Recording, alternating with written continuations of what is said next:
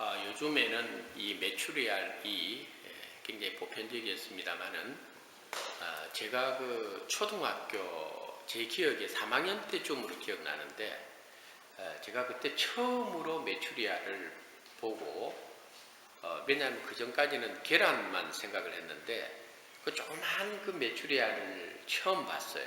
그리고 그 메추리알을 먹었던 기억이 지금도 제가 안 잊어져요. 오늘 이 본문에 나타난 이 사건은 이스라엘 백성들이 애굽에서 나왔잖아요. 나와서 그 다음에 이제 신광야라는 곳에 머물게 돼요. 이 신광야를 여러분들께서 기억해야 될 것이 이 신광야에서 하나님께서 이스라엘 백성들에게 만나를 내려줘요. 그래서 여러분 쉽게 생각하면은 신라면을 생각하면은 돼요. 신라면 하면 신광야에서 하나님께서 이스라엘 백성들에게 만나를 내렸구나.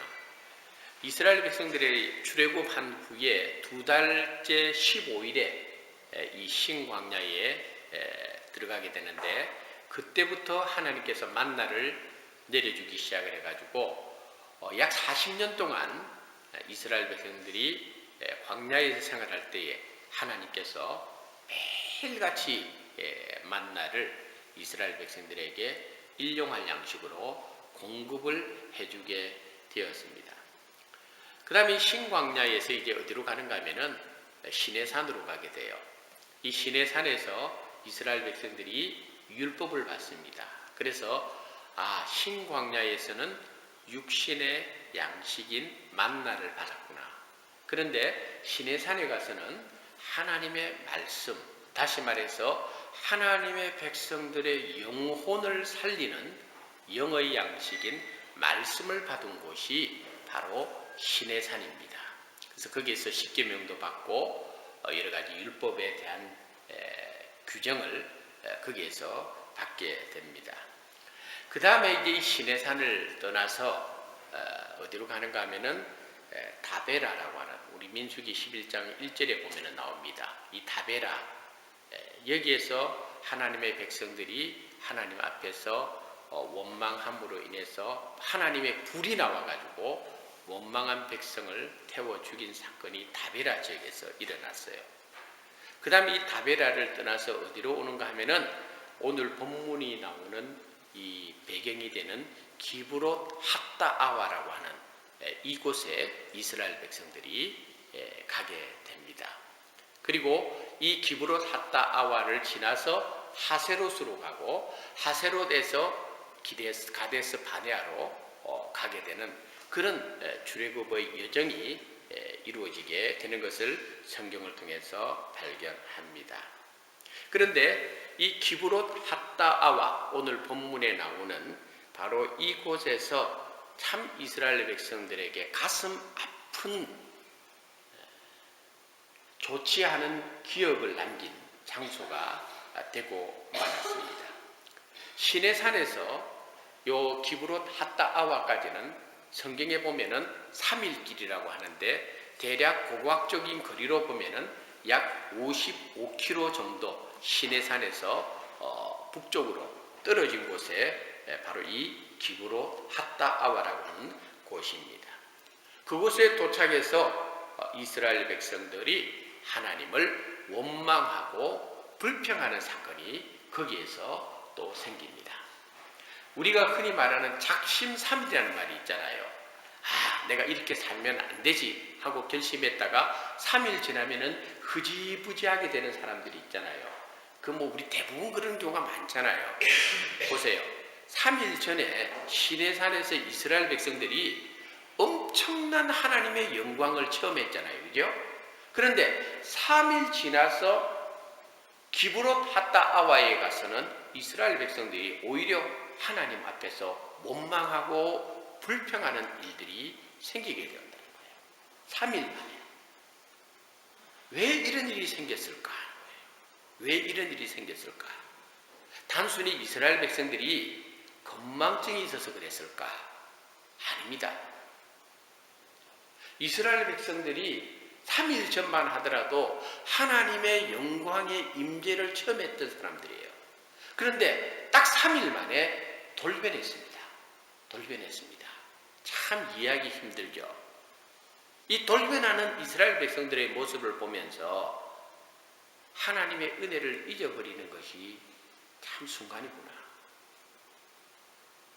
그렇게 큰 은혜를 하나님으로부터 받았는데 그것도 오래전 이야기가 아니고 3일 전에 그런 은혜를 체험했던 사람들인데 3일 만에 돌변하고 말았다. 우리가 살아가다 보면요, 잊어야 될 것이 있고 잊지 말아야 될 것도 있어요. 잊어야 될 것 잊어야 되죠. 그러나 잊지 말아야 될 것은 어떤 상황에 있더라도 어떤 일을 만나더라도 잊어서는 안 되는 것은 잊어서는 안 되는 거예요. 하나님의 은혜가 바로 그런 것입니다. 하나님의 은혜는 어떤 경우도 저와 여러분이 잊어서는 안 되는 것입니다. 이스라엘 백성들의 삶 속에서 하나님의 은혜는 사무엘상에 보면은 에벤에셀의 은혜로 나옵니다. 여호와께서 여기까지 도우셨다. 돌아보니까 야, 하나님의 은혜였구나. 오늘 우리가 불렀던 찬송가죠. 지금까지 지내온 거 주의 크신 은혜라. 지금까지 지내온 거 주의 크신 은혜라. 이 에벤에셀의 은혜예요. 이거 잊어서는 안 돼요. 오늘 여러분들이 이 자리에 있는 거 에벤에셀의 은혜 속에 있다는 거예요. 여기까지 하나님께서 여러분을 이끌고 오신 거예요. 과거에 많은 일들을 여러분 겪었지만 그 모든 일 속에 하나님 다 개입하시고 하나님 다 함께 하셨던 거예요. 그 은혜가 에벤에셀의 은혜예요. 그리고 또 지금 현재 지금 우리는 어떤 은혜를 누리나? 그것은 바로 임마누엘의 은혜예요. 오늘 우리가 그 영상을 봤잖아요. 그 영상이 너무 좋아 나는. 그래서 저는 주일날 전에 보면은 오늘은 우리 집사님께서 어떤 영상을 준비할까 하는 게 또 기대감이 있어요. 그렇다고 해서 제 이 기대감이 집사님한테 부담이 되면 안 돼요. 예, 그게 보면은 God be with us. 임마누엘, 하나님이 우리와 함께하고 계신다. 이게 현재의 은혜다 이 말이에요. 현재의 은혜예요. 저와 여러분은 이 임마누엘의 은혜를 우리가 이 현재 생활 속에서 누리는 거예요. 또 하나의 은혜는 뭐냐? 하나님의 은혜는 미래의 은혜입니다. 미래의 은혜입니다. 내일, 일주일 후에, 한 달 후에, 1년 후에 우리는 모르지만은 우리가 한 가지 확신하는 것은 아브라함에게 주셨던 하나님의 은혜, 여호와 이레죠. 여호와께서 준비해 두신 은혜가 있는 거예요. 그 은혜예요. 그러니 우리 신앙생활에 있어서 과거, 현재, 미래는 결코 분리될 수가 없어요. 다 연결되는 거예요. 과거에도 하나님의 은혜, 현재도 임마누엘 하나님의 은혜, 그리고 내일에도 하나님께서 예비해 두신 여호와 이레의 은혜가 우리를 위해서 예비해 놓고 있다는 거예요. 그러므로 우리는 결코 세상을 살면서 잊어서는 안 되는 은혜는 하나님의 은혜인데 이거는 우리가 결코 잊지 말아야 되겠다. 왜? 오늘 이스라엘 백성들이 3일 전까지만 해도 또 지난 2년 동안의 시간들을 돌려서 쫙 이렇게 영상으로 보더라도 이스라엘 백성들에게 지난 2년은 정말 기적과 기적의 연속이었잖아요. 출애굽에서 나오는 그 순간부터 2년의 세월이 지나는 동안에 이스라엘 백성들이 체험했던 그 은혜는 엄청난 은혜였죠. 그런데 상황이 때로는 자기들에게 불리하고 어려울 때 이스라엘 백성들이 그냥 하나님의 은혜를 내팽개쳤다는 거예요. 오늘 기브롯 핫다 아와에서. 그래서 오늘 우리가 본문 말씀을 통해서 함께 나누고자 하는 말씀의 제목은 탐욕의 무덤이에요. 탐욕의 무덤. 달리 표현하면은 불평의 무덤. 그 불평의 무덤, 탐욕의 무덤의 이름의 뜻이 기브롯 핫다 아와라는 단어의 뜻입니다. 오늘 먼저 본문을 통해서 우리가 알아야 될 것은 이스라엘 백성들이 여기에서 실패한 것은 불평으로 인한 탐욕으로 인해서 하나님의 저주를 받고 말았다. 이게 오늘 본문에 나타난 사건입니다. 그런데 이스라엘 백성들 사이에 이 불평이 어디에서부터 나왔느냐? 어디에서부터? 이스라엘이라고 하는 하나님이 택한 백성의 공동체 안에서 이 원망, 이 불평, 이게 누구로부터 나왔느냐? 오늘 성경에 보니까 섞여 사는 무리들이, 이런 표현이 있어요. 섞여 사는 무리들이. 이 섞여 사는 무리가 뭘까? 이스라엘 백성들이 모세를 중심으로 해서 애굽에서 나올 때에 이스라엘 백성만 나온 것이 아니에요. 출애굽기를 읽어보면은 이스라엘 백성들만 나오는 것이 아니고 이스라엘 백성들이 나올 때에 애굽에 노예됐던 또 다른 민족 사람들이 그때 같이 나오게 됩니다. 근데 이들이 어쨌든 시내산 계약을 통해서 이들도 할례를 받고 이들도 하나님의 백성으로 편입은 되었지만은 그들의 본래 태생은 하나님의 백성이 아니었다는 거예요. 근데 이 사람들이 오늘 본문의 기브롯 핫다와라는 지역에 딱 도착을 하고 보니까 이 사람들의 마음에 원망이 생기기 시작, 불평이 생기기 시작. 무슨 불평이었느냐? 아이고, 우리가 이 광야에 사는데 먹을 것이라고 하는 것은 이 만나밖에 없네. 이 만나만 먹으니까 힘을 쓸 수가 없어. 이렇게 사람들 사이에서 섞여 있는 무리들이 이와 같은 불평을 하게 되는 거예요. 여러분, 우리가 사람이 살아가다 보면은요, 경험 많이 하는 이야기지만요, 좋은 이야기는 빨리 이렇게 전달이 잘 안 되는데요, 안 좋은 이야기는 굉장히 빨리 전염이 돼요. 남 험담하는 거, 또 남 좋지 않은 이야기, 이런 것들은요, 순식간에 퍼지는 거예요. 이게 뭐냐? 죄가 가지고 있는 전염성이고 그만큼 그 전염성은 강한 거예요. 사실 이스라엘 전체 공동체라고 할 때에 그 공동체에서 섞여 사는 무리는 소수입니다. 그런데 이 소수가 불평을 하기 시작을 하니까 이 불평이 이스라엘 공동체 전체까지 파급력 있게 퍼져나갔다는 거예요. 순식간에. 그래서 이 사람들이 오늘 본문에 보니까 울면서 하나님 앞에 불평을 하는 거예요. 그 불평이 뭐냐? 우리가 애굽에 있을 때, 노예로 있을 때 우리가 참 잘 먹고 잘 살았지 않았냐는 거예요. 정말 그랬을까요? 노예가 잘 먹고 잘 살았으면 얼마나 잘 먹고 잘 살았겠어요? 거기에 자유가 없는데. 그런데 이 기브롯 핫다와에 오니까 이 사람들이 그때는 애굽에 있을 때 우리가 참외도 먹었고 멜론도 먹었고 수박도 먹었고 마늘도 먹었고 부추도 먹었고, 우리 한 3주 전에 우리 장로님하고 우리 교인들이 저기 텃밭을 조성을 했는데 지난주 목요일에 누군가가 그 텃밭을 잔인하게 짓밟고 말았어요. 너무 마음이 상하고 저는 그 텃밭을 그냥 폐쇄시키려고 했어요. 근데 장로님이, 목사님 오기가 나는데 또 심어야 되겠습니다. 또 심어야 되겠습니다. 이 밟는 게 이게 그냥 텃밭이 아니고 그래도 하나님의 성전에 딸린 이 하나님의 이 전 앞에 있는 텃밭을 밟아가지고 좋은 일이 생기겠습니까? 끝까지 해봅시다. 또 그러시더라고요. 네. 그런데 여러분, 바로 그런 탐욕이 생기는 거예요. 이 탐욕이 왜 무서운가 하면요, 사람이 살아가다 보면은 불평이 꼭 생겨요. 그죠? 어쩌다 보면은 내 삶 속에 내 뜻대로 되지 않을 때 원망이 생기고 불평이 생기는 거 맞아요. 그런데 여러분 기억하세요. 원망과 불평이 아무리 내 상황 속에서 그게 마땅히 그래 원망할 것 같아, 불평이 일어날 것 같아 라고 말을 하더라도 원망과 불평은 어떤 형태로든지 하나님이 좋아하는 건 아니다는 걸 알아야 돼요. 그게 맞아요. 이해가 돼요. 아우, 당신 정말 그 정도로 당신 분이 나고 그 정도로 당신 마음이 불편하겠다. 이해는 돼요. 그런데 원망과 불평은 하나님이 싫어해요. 하나님이 싫어해요. 왜? 원망과 불평의 근제는 하나님을 신뢰하는 믿음이 결여되기 때문에 생기는 겁니다.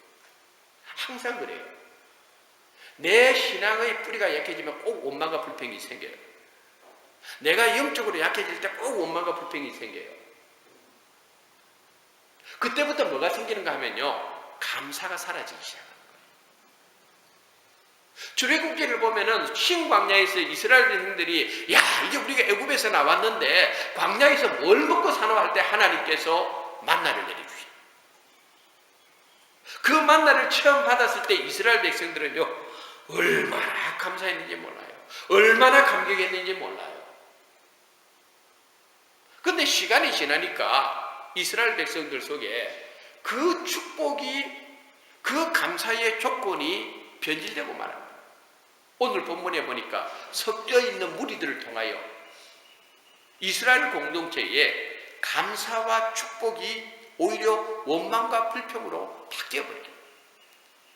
언제는 그것이 좋다 했다가 지금에 와서는 하고 이까짓 것 하고,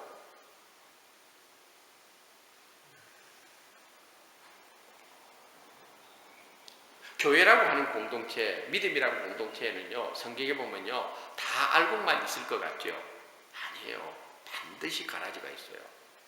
섞여 사는 무리들처럼 말이죠. 꼭 있어요.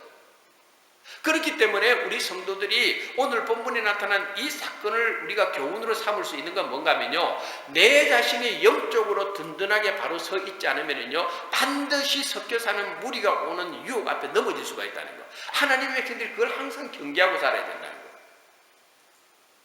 원망과 불평은 어떤 경우든지 하나님이 싫어하세요. 오늘 본문 민수기 11장의 다베라는 지역에서도 그랬고, 오늘 기브로 핫다와라고 하는 지역에도 그렇고, 하나님께서 이스라엘 백성들이 원망하고 불평할 때 그 소리를 여호와께서 들으시니라, 여호와께서 들으시고 진노하시니라, 이런 표현이 나와요.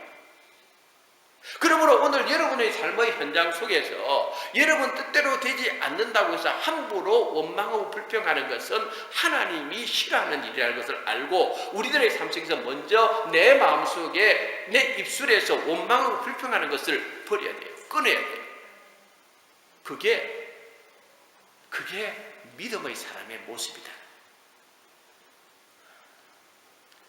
물론 우리가 살아가다 보면요, 정당한 불평이 있을 수 있어요. 정당한 불평. 어떤 책에 보니까요, 이런 내용이 있어요. 단순한 불평과 애정 어린 정당한 불평은 구별할 수 있어야 된다고 했어요. 그 참 맞는 이야기예요. 우리가 살아가다 보면, 예를 들어서 교회라고 하는 공동체 안에서도 모이다 보면은 사람들의 의견이 다를 수가 있어요. 방향이 다를 수가 있어요. 나는 A라는 방향으로 가고 싶은데 저 사람은 B라고 하는 방향이에요. 저 사람은 또 C라고 하는 방향이구나. 예전에 우리 교회에서 재직해 모였을 때에 교회 주일날 우리 교회 광고를 멜번 저널에 내야 되냐, 라온에 내야 되냐, 일요신문에 내야 되냐, 이것 가지고 마음 상한 적도 있었어요. 그런데요, 우리가 꼭 놓치지 말아야 될 것은, 정당한 불평은 책임감이 따르는 거예요. 정당한 불평은 하나님 앞에서, 성도들 앞에서 좋은 방향으로 나아가게 만드는 요소가 될 수가 있어요. 책임감이 있어요. 그런데요, 정당하지 않은 불평은요, 반드시 교회를 혼란스럽게 만들어버려요. 위험에 만들어버려요. 책임을 지지 않아요. 한번 자기 뜻대로 와 했다가 안 되면요, 확 엎어버려요. 여러분, 그래서 우리가 영적으로 분별할 수 있는 지혜가 있어야 돼요.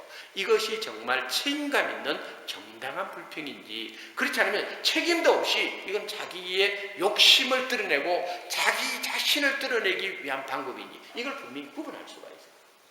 우리는 교회를 통해서 지난 몇 년 동안 그것을 경험했던 사람들이에요. 다시 오늘 본문으로 돌아가서 똑같은 이야기예요. 탐욕에 불평하는 자들, 이들이 결국은 이스라엘 공동체 전체에 눈을 멀게 만들어버려요. 그리고는 이 불평에 동참하게 되었고, 이것이 결국은 하나님 앞에서 커다란 범죄를 범하는 일이 되고 말았다는 것이에요.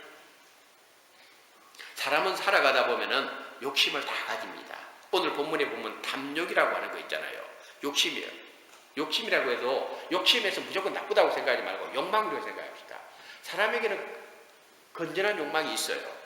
건전한 욕망. 배고프면 밥 먹어야 되잖아요. 식욕이라는 건 건전한 거예요. 근데 이 건전한 욕망이 잘못되면 식탐이 되어버리는 거죠. 그때부터 사람은 잘못되기 시작하는 거예요. 모든 일이 다 그래요. 사람에게 건전한 욕망이 있는데 이 건전한 욕망은 절제할 수 있는 힘이 있어야 돼요. 절제할 수 있는 힘이 있어야 돼요. 하나님께서요, 흰 광야에서 이스라엘 백성들에게 절제할 수 있는 힘을 가르쳐 줬어요. 뭐냐? 만나가 내려졌을 때에 이스라엘 백성들이 그 만나를 마음대로 처음에는 막 거다져요. 욕심이 많으니까. 그런데 그 다음날 되니까 다 썩어버려요. 하나님께서 그래서 흰 광야에서 만나를 내려주면서 이스라엘 백성들에게 내린 명령이 하루만 거다라. 하루만 거다라. 단 안식일 날에는 일하면 안 되기 때문에 그때는 이틀분을 거둬도 괜찮아요. 하나님 그 훈련시켰어요. 예수님께서 주기도문을 통해서 우리에게 가르쳐준 것이 뭡니까? 오늘도 우리에게 일용할 양식을 주시옵소서. 이렇게 가르쳐줬어요. 이게 뭔가 하면은 우리가 가지고 있는 건전한 욕망을 절제할 수 있는 것이 신앙이 필요하다는 걸 가르쳐주는 거예요. 근데 이 예수님의 가르침, 또 만나를 통해서 하루에 필요한 것만 거두게 하는 이 하나님의 마음은 현대 우리 자본주의 논리에서는요, 이게 맞지는 않아요. 자본주의에서는 어떻게 하든지 많이 모아둬야 돼요. 그 자본주의 사상에 빠져있는 저와 여러분들은 뭔가 많이 있어야 마음이 놓여요. 냉동고도 넣을 데가 없는데도 불구하고 막 쑤셔 넣으면서도 그 안에 많이 있어야 안 먹어도 마음이 놓여. 냉장고도 마찬가지예요. 근데 여러분, 정말 그것은 하나님이 원하는 삶은 아니다. 이스라엘 백성들에게 식욕이 필요할 수도 있어요. 만나만 먹으니까 하나님께서 다 알고 계시겠죠. 하나님께서 때가 되면은 이스라엘 백성들에게 메추라기를 달라 하지 않아도 하나님은 주실 수 있는 분이에요. 그런데 이 하나님의 영역을 이스라엘 백성들이 인간적인 욕구로 접근해 들어가기 시작합니다. 인간적인 방법으로 접근해 들어가면서 하나님 앞에 원망하고 불평하면서 이전에 내리고 있는, 지금도 내리고 있는 만나의 은혜를 이스라엘 백성들이 전부 다 불평의 대상으로 만들어버렸다. 이게 바로 오늘 이스라엘 백성들이 기브롯 핫다아와에서 실패한 중요한 요소가 되고 있다는 것입니다. 그 다음에 오늘 본문을 통해서 우리에게 주는 중요한 교훈은 뭔가 하면요, 축복을 가장한 저주를 우리가 알아야 돼요. 축복을 가장한 저주가 있어요. 다시 말해서 내가 어떤 욕심을 과하게 부렸는데 과하게 부린 욕심대로 내 뜻대로 뭔가 일이 풀렸을 때 그것이 축복이냐 저주냐 하는 것을 우리가 잘 구분해야 된다는 거예요. 자, 본문으로 돌아가서 보세요. 이스라엘 백성들이 고기 먹고 싶다 하고 막 원망하고 불평했는데 정말 오늘 성경에 보니까 상상할 수도 없는 메추리 떼가 이스라엘 백성들의 진 사면에 떨어지기 시작해요. 얼마나 많이 떨어지는가 보세요. 얼마나 많이 떨어지는가. 이스라엘 백성들이 그때 당시에 애굽에서 나온 인구를 대략 신학자들 한 200만 명으로 봐요. 여러분, 200만 명이 거주하는 지역 같으면요, 엄청난 거주 지역이에요. 그런데 성경에 보니까 하나님께서 이스라엘 백성들에게 메추리를 부어주시는데 진 이편에서 진 저편까지 하나님께서 하늘에서 메추리를 뿌려 내려주는데 그 두께가 진 바닥에서 몇 규빗이라 했어요? 몇 규빗이라 했어요? 네? 두 규빗이래. 보세요. 진 이쪽 저쪽 사방으로 각기 하루길 되는 지면이 두 규빗쯤에 내리게 한지라. 여러분, 성경에 나오는 이 규빗이라는 걸 잘 알아야 돼요. 규빗은 성인 남성의 손가락 끝에서 여기까지가 한 규빗이에요. 여기까지가 한 규빗이에요. 그러면 두 규빗이면은 요거 두 배만큼이라 생각한다면은 여러분, 한 지면에서 한 90cm. 근데 여러분, 메추리를 봐서 알겠습니다만은 메추리는 큰 고기가 아니에요. 메추리가 큰 놈은 18cm. 그러면은 이 메추리 떼가 진 사면에 90cm, 여러분 이 정도 쌓여 있다고 생각해 보세요. 엄청난 양이에요. 엄청난 양이에요. 처음에 하나님께서 모세에게 그렇게 주겠다 할 때 모세도 못 믿었어요. 그 앞에 보면은 어떻게 그런 일이 일어날 수 있겠습니까? 그래서. 그런데 하나님께서 나 여호와는 전능하신 하나님인데 내가 그걸 못하겠냐고 하나님께서 부어주신 거예요. 메추리 떼를. 엄청난 양이에요. 그럼 보세요. 여기까지 이스라엘 백성들의 욕심대로 이루어진 것처럼 보이죠. 고기를 마음껏 먹고 싶다고 해서 마음껏 이제 먹을 수 있는 길처럼 보이죠. 그런데 이것이 축복이었느냐 하면은 축복이 아니었다는 거예요. 우리가 살아가다 보면요, 내 욕심대로 이루어지는 일이, 어떤 사람들은 하나님께서 내가 이런 것들을 원했는데 하나님께서 이런 귀한 은혜를 부어주셔서 넘치게 부어주셔서 착각할 때가 있다. 아니에요. 오늘 성경은 축복을 가장한 저주가 있다는 것을 이스라엘 백성들의 진 사면에 내린 메추리 떼를 통하여 하나님께서 분명하게 보여주고 있다는 것입니다. 하나님께서는 만나의 그 축복을 축복으로 여기지 않고 탐욕에 빠져있는 이스라엘 백성들에게 그들의 눈에 넘치는 메추리떼를 보내주셨지만은 이스라엘 백성들이 그 메추리떼를 보고 환장하면서 그것을 그들의 입속에 딱 먹는 순간에 불평했던 자들이 그대로 죽고 만. 오늘 성경 그들이 죽고 만. 그래서 그 지역을 일컬어서 지브루 핫다와, 다시 말해서 탐욕의 무덤이라고 이렇게 말해주고 있는 것입니다. 그러므로 우리는 하나님이 기뻐하지 않는 일들이 잘 될 때 조심해야 돼요. 조심해야 돼요. 하나님은 다 알아서 하시는 분이에요. 달라고 해서 주시고 안 달라고 해서 안 주시는 분 아니에요. 모든 것을 하나님은 지켜보고 계시는 분이에요. 하나님은 정말 필요할 때는 우리가 싫어요 해도 하나님 주시는 분이에요. 그러나 하나님께서 이거 지금 주면 안 된다 할 때는 아무리 달라고 해도 하나님 안 주시는 거예요. 그러나 너무 하나님 앞에서 은혜를 잊어버리고 달라 할 때 하나님께서 주시기는 주시고 그들이 생각하는 것 이상으로 넘치게 주시지만 그것은요, 그 사람들을 죽게 만드는 저주였어요.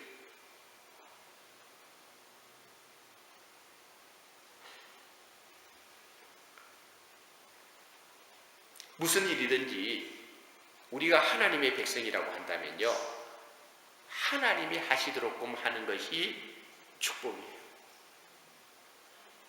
하나님이 하시도록 해야 돼요. 여러분들이 발버둥쳐서 뭔가 얻는다, 사람들은 생각해요. 내가 노력해서 얻은 거라고. 10중 8구 그렇게 생각해요. 내가 열심히 뛰어서 이만큼 얻은 거라고. 내가 열심히 노력해서 이만큼 성취한 거라고. 사람들 그렇게 생각해요. 하나님의 은혜는요, 아니에요. 목사도 마찬가지예요. 저도 하나님의 은혜라고 막 외치지만요, 어느 순간에 내 자신이 주인이 될 때가 참 많이 있어요. 하나님이 뭐든지 이루시도록끔 우리는 하나님 앞에서요, 제가 요즘 필 받은 한 목사님이 계신데 대구에서 목회하시는 이건호 목사님이라는 분이 계시는데, 이 이건호 목사님 설교를 들어보면요, 나는 같은 목사지만은 대구 사투리가 막 얼마나 많이 섞여 있는지 잘 돼서 나도 경상도인데 잘 이해가 안 될 때가 많이 있어요. 근데 그 목사님 설교를 들으면 너무 어려운데 딱 한 가지 그 목사님이 강조하는 게 있어요. 제발 힘 빼십시다, 이걸 말이에요. 하나님의 백성들이요, 힘 빼고 사세요. 왜 여러분들이 뭘 하려고 발버둥 치나요? 왜 여러분들이 하나님이 하시도록 하지 않고 여러분들이 앞서나요? 힘 빼세요, 힘 빼세요. 힘 빼면 됩니다. 이걸 많이 이야기하는데 나는 그게 너무 좋은 거예요. 우리는 너무 힘이 많이 들어가 있는 거예요. 내가 뭘 해보려고. 하나님이 하시도록 하면 돼요. 이스라엘 백성들이 광야를 지날 때요, 성경이 말해주고 있어요. 하나님 백성들이 지나는 그 광야, 하나님께서 가라고 하는 그 광야에는 불뱀과 정갈이 있고 그 땅은 간주한 땅이고 거칠고 험한 땅이다. 근데 하나님 그 땅 가게 만들어요. 가게 만들어요. 그 다음에 하나님께 다 알아서 지켜주시는 거예요. 알아서 지켜주시는 거예요. 하나님 다 행하시는 거예요. 구름 기둥 불 기둥으로 인도하시는 거예요. 오늘 저와 여러분도 마찬가지예요. 우리 힘을 빼고 살아야 돼요.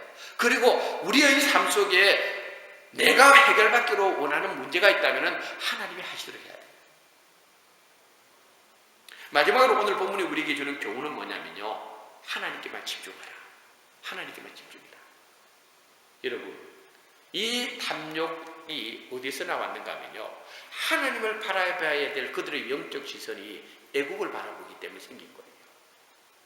하나님을 바라봐야 되는데 하나님의 그 신령한 신의 산에서 3일 전에 받았던 그 말씀대로 살려고 몸부림쳐야 되는데, 이 이스라엘 백성들이 섞여 사는 무리의 충동에 의해 가지고 그들의 시선을 애굽에서 먹던 참외, 수박, 부추, 마늘, 이게 눈을 돌리기 시작한 거예요. 우리가 이걸 통해서 알아야 되는 뭔가 하면요, 하나님께만 집중하면 괜찮아요. 그런데요, 하나님께 집중하지 않으니까 마음에 원망과 불평이 생기고, 하나님께 집중하지 않으니까 탐욕이 생기고, 하나님께 집중하지 않으니까 내가 뭘 하려고 하는 거예요. 반드시 실패해요. 반드시 실패해요. 저도 이렇게 주일날 되면요, 어떨 때 머리가 막 아플 때가 있어요. 이번 주에는 무슨 설교 말씀을 해야 되나? 머리가 아파요. 저도 가정생활을 하고 있기 때문에 또 가정생활 안에서 머리 아픈 문제가 생기잖아요. 그럼 또 그것 때문에 고민이 돼요. 학교 가면은 또 학교 학생들 이렇게 보면은 또 학생들 그 시시 웃으면서 속썩이는 학생이 있거든. 미쳐요, 내가 막. 나도 막 책임자고 목사지만은 웃으면서 속썩인단 말이에요. 혈압이 막 올라가요. 제가 오죽했으면 제가 2월 달에 내가 대상포진까지 걸렸겠어요. 한 3개월 정말 아프게 고생했어요. 근데 지금 생각해보면은 그 학생이 문제도 아니고 또 누군가가 문제도 아니에요. 사실은 모든 문제는 내한테 있는 거야. 제가 너무 괴로워가지고 어떨 때는 혼자서 집에 앉아가 신경질이 나고, 어떨 때는 막 근데 이리 신경질 나는데 그것도 밥맛이 또 너무 좋은 거야. 이게 문제야. 신경질이 나면 밥맛이 없어야 되고 잠을 또 못 자야 되는데, 이상하게 하나님께서 저는 신경질이 나는데 밥맛은 계속 있게 만들어요. 신경질이 나는데 커피 마셔도 30잔 마셔도 누웠다 하면 자요.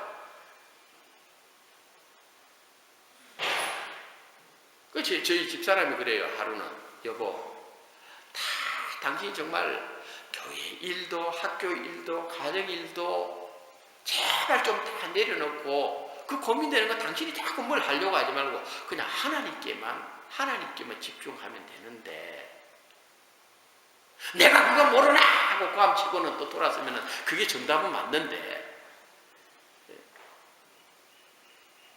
여러분, 그게 제 이야기가 아니고 또 여러분 이야기예요.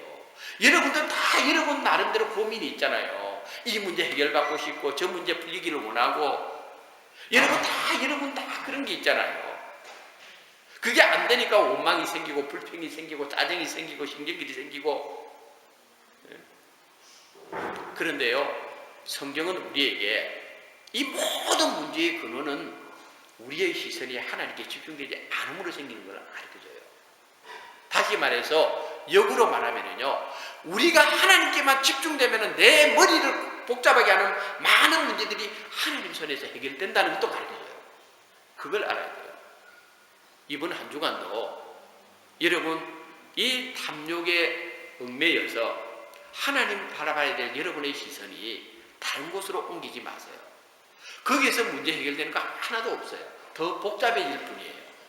그러나 우리의 시선이, 저를 포함해서 우리 모두가 하나님께만 집중하면요, 하나님께서 여러분의 삶에 놀랍도록 개입하시고 여러분의 삶에 많은 문제들을 하나님께서 해결해 주신다는 것을 여러분들은 믿어야 되는 거예요. 그 하나님께 집중하는 것, 이게 바로 기브롯 핫다와의 실패를 통해서 우리에게 주는 귀한 교훈이 되는 것입니다. 여러분, 오늘 말씀의 결론입니다. 우리가 살아가다 보면은 항상 매 순간 여러분의 삶의 장소가 축복의 장소도 될 수 있고 저주의 장소도 될 수 있다는 것을 성경이 가르쳐줘요. 오늘 기브롯 핫다와는요, 하나님께서 이 저주를 해줄 장소려고 하나님 딱 정해놓은 것은 아니었어요. 저주는 이스라엘 백성들이 선택한 거예요. 하나님은 저와 여러분이 살고 있는 이 우리가 발딛고 사는 이 장소를 하나님은 축복의 장소로 바꿔주고 싶어요. 축복 주고 싶어요.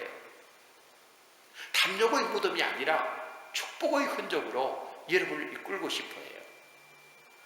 여러분, 이 다음에 가데스 바네아에 가서 무슨 일이 생기는가 하면요, 가데스 바네아에서는요, 이제 가나안 땅으로 바로 들어가느냐 못 가느냐는 결판이 나는 장소예요. 근데 그 장소에서 모세가 12명의 정탐꾼을 보내가지고 40일 동안 가나안 땅을 정탐하고 돌아와서 보고했을 때 이스라엘 백성들의 선택은 10명의 부정적인 보고라는 정탐꾼 쪽에 섰잖아요. 그로 인해서 이스라엘 백성들은요, 40년을 광야에서 방황하게 돼요.